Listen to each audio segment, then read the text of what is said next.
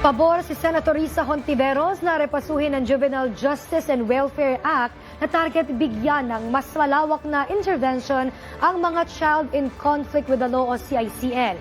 Pero ang senadora tutol na ibaba ang edad ng criminal responsibility sa Pilipinas. Kung bakit, alamin sa pagtutok ni Victor Yantino. Tutol si Senador Risa Hontiveros sa pagpapababa sa minimum age of criminal responsibility sa bansa. Pero sang-ayon siya na kailangang tutukan ang pagrepaso sa Juvenile Justice and Welfare Act.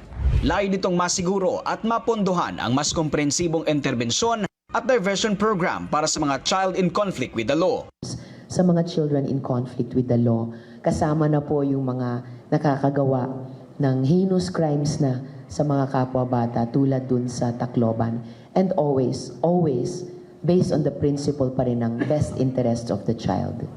Other topic po, Senator, baka Kinumpirma naman ng DOJ na formal lang sinampahan ng kasong murder at attempted murder ang isa sa mga child in conflict with the law na minor de edad. Following the inquest, CICL Rod will now undergo the regular preliminary investigation process. He remains deprived of liberty at the Regional Rehabilitation Center for Youth in Region 8. Ang 14 years old namang kapwa nito CICL na si Nash ay nasa custody na ng DSWD para sa intervention programs. Nagbigay na rin ng tulong ang ehensya sa mga pamilya ng biktima.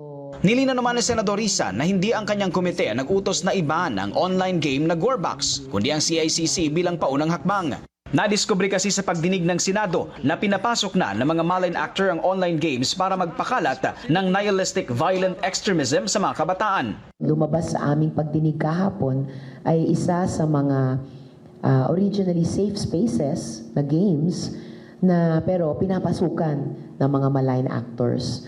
So pati po yung mga game developers ay inaasahang makipagtulungan sa lahat ng stakeholders around the table na gawing safe pa rin ang mga games at lahat ng online spaces para sa ating mga bata. Gaano nga ba kalawak ang impluwensya ng mga nihilistic violent extremist group sa bansa?